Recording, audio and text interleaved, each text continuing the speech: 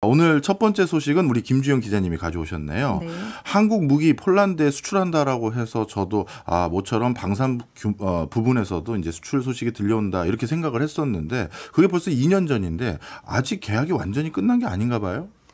네, 2022년 한국은 폴란드에서 무기 수출 잭팟을 터뜨렸습니다. 당시에 러시아 우크라이나 전쟁 이후에 안보에 큰 위협을 느낀 폴란드가 전차부터 자주포, 전투기에 이르기까지 그야말로 K방산 쇼핑을 즐겼는데요. 네. 폴란드 수출은 1차와 2차로 나뉘는데 17조 원 규모의 1차 수출은 계약까지 잘 끝났습니다. 2차 수출은 이보다 많은 30조 원 규모인데 합의가 다 된 상태에서 아직 계약을 매듭짓지 못한 상황이에요. 예. K2 전차가 820여 대, K9 자주포가 460여 문 수출에 대해서 아직 도장을 안 찍은 거죠. 한국이 수출입은행을 통해서 폴란드에 무기 구입 대금의 70%가량을 빌려주기로 했는데 네. 법적으로 정책금융 한도가 모자라서 그렇습니다. 수출입은행에서 돈을 빌려줄 수 있는 그 자금 전체 총액이 법으로 뭐 정해져 있나 보네요. 네, 수출입은행법상 자기 자본의 40%까지만 대출이 가능한데요. 예. 그 수출입은행 자본이 현재 법정 자본금 15조 원을 포함해서 18조 원이거든요. 그러니까 18조 원의 40%, 7조 원까지만 대출이 가능하다는 건데 그 한도가 1조 원밖에 남지 않았습니다. 앞서 폴란드 1차 수출을 할 당시에도 구입 대금의 70% 정도인 6조 원을 폴란드에 빌려줬기 때문입니다. 예. 국회 수출입은행 법정 자본금 한도를 지금의 15조 원에서 최대 30조 원까지 늘리는 내용의 법 개정안이 잇따라 발의됐는데 그 법안들이 국회에서 잠자고 있습니다. 정쟁 속에서 우선순위에서 밀렸기 때문입니다. 그렇군요. 요즘 같은 국회 분위기에서 이게 언제쯤 처리될지 제가 보기에는 기약이 없어 보이는데요. 네, 정부와 방산업계는 국회가 본격적인 총선 국면으로 가기 전에 1월 예. 임시국회에서 수은법 개정안이 처리되기를 기대하고 있는데요. 예. 취재 결과 말씀하신 대로 좀 어려워 보입니다. 본회의 처리를 위해서는 그 전에 소위원회와 상임위원회에서 논의를 해야 되는데 예. 오늘 현재까지도 논의가 없었습니다. 네. 이러다가 이거 총선 국면 들어가는 상황인데 이러다가 아예 다음 국회로 넘어가는 거 아니에요? 그렇습니다. 방법은 2월 임시국회에서 처리를 해야 하는데요. 오늘 국회 백브리핑 자료를 봤더니 2월 본회의가 19일과 29일 두 차례에 걸쳐 열린다고 합니다. 이때 합의가 안 되면 네. 21대 국회에서는 사실상 법안 처리가 어렵습니다. 예. 그런데 시간이 얼마 안 남았어요. 네. 폴란드의 2차 수출 계약 시한이 6월 말이거든요. 2월 그럼 어떻게 되는 임시국회를 넘기게 네. 되면은 의원들이 여의도에 없습니다. 예. 각 지역구에 내려가서 선거운동 하겠죠. 그렇겠죠. 그렇게 되면 법 처리는 어렵고요. 그렇게 해서 22대 국회로 넘어가게 되면 기존의 법안은 다 폐기가 되고 법안 발의부터 새롭게 해야 되기 때문에 불확실성이 더 커질 수가 있습니다. 네. 예를 들어서 이런 건 안 됩니까? 폴란드가 우리 국회에서 법안 처리될 때까지 뭐 기다려준다든가 네. 뭐 이런 것들은 안 되는 상황이에요?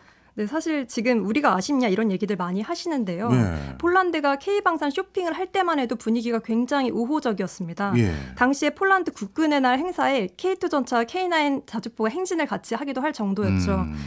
폴란드는 여러 국가에서 무기를 구매했는데 그중에서도 K방산이 가장 가성비가 좋다면서 만족감을 드러냈는데요. 네. 그런데 지난해 10월에 폴란드 총선이 있었고 정권이 바뀌었습니다. 새롭게 들어선 폴란드 야권연합에서는 이전 정부에서 체결한 방산 계약에 대해서 신중한 태도를 보이고 있어요. 네.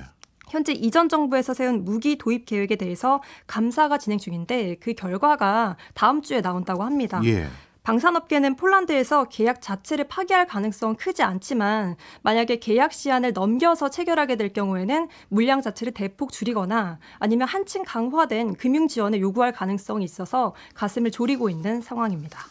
총선으로 인해서 정권이 바뀐 리스크가 있었군요. 네. 저는 바로 옆에서 전쟁이 났기 때문에 최근 들어서 폴란드도 안보 위기가 높아지니까 조금 더 기다려줄 수 있다 이렇게 판단했는데 그게 아니었군요. 그리고 또 한 가지 궁금한 게 이렇게 꼭 무기를 팔려면 돈을 꼭 빌려줘야 되는 거예요? 아니면 이게 이례적인 일입니까? 네, 무기 거래는 대규모로 이루어지고 있는 데다가 아주 비쌉니다. 네. 돈이 있는 나라들조차 여러 국가에서 동시에 무기를 조달하는 만큼 이른바 플렉스가 어렵습니다. 그러니까 일시불 거래가 어렵다는 거예요. 예. 이렇다 보니까 방산 선진국에서는 일찌감치 무기 거래를 할 때 수출국이 수입국에게 무기 대금의 일부를 빌려주는 게 관행처럼 자리 잡았다고 해요. 미국은 무기를 팔면서 차관 형식으로 돈을 빌려주고 있고요. 네. 중국은 25년에서 30년까지 장기 저리 대출을 지원하고 있어요. 네.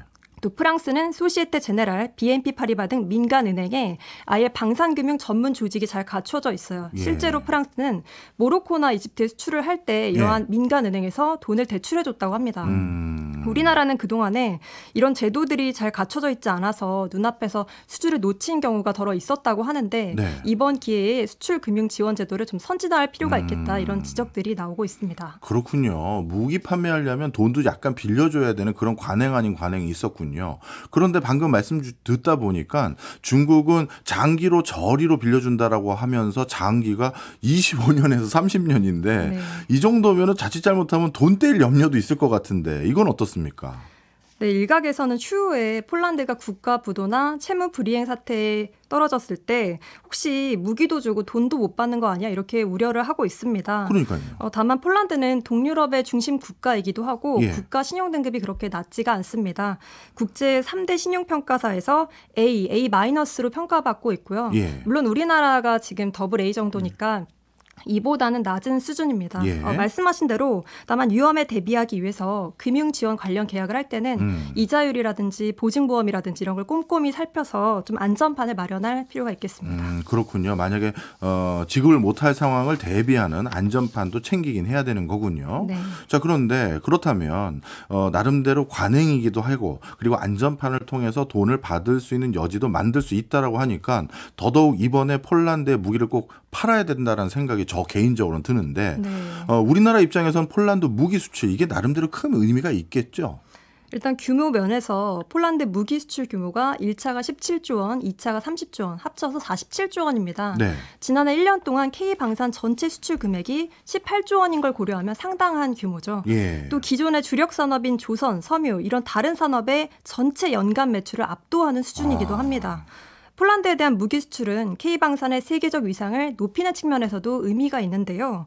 기존에는 K방산 수출국이 동남아시아 등 틈새 시장에 머물렀어요. 예. 일례로 한 방산업체가 몇 년 전에 수출을 활성화하겠다면서 주한 세계 대사들을 초청했는데 당시만 해도 선진국은 한 곳도 오지 않았습니다. 네.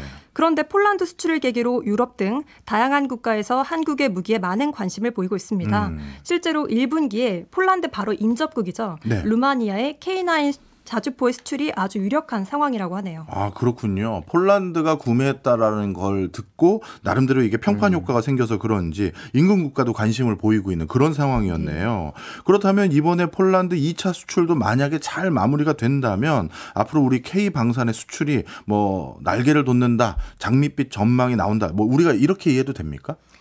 산업연구원의 분석을 보면 네. 앞으로 3, 4년간 K방산이 세계 시장에서 골든타임을 맞을 것으로 보입니다. 네. 우리나라는 여러 무기 중에서도 전차, 자주포 이런 지상방산에 특히 강점을 보이고 있거든요. 원래 지상방산의 원조는 독일이었어요. 예. 그런데 독일이 냉전 이후에 지상방산 무기 생산을 크게 줄였습니다. 네. 그러다가 러시아 우크라이나 전쟁을 보면서 현대전에서 무인기나 이런 첨단 무기만 쓰는 게 아니라 지상방산 수요가 여전히 많다는 것을 실감하고 뒤늦게 관련 공장을 정비하기 시작했습니다. 이들이 공장을 새롭게 짓고 인력을 정비하고 그 시간이 3, 4년간이 걸린다고 합니다. 네. 최근에 세계적으로 갈등과 전쟁이 지속되면서 각국에서 국방 예산을 크게 늘리고 있는데 경쟁자는 부족해진 겁니다.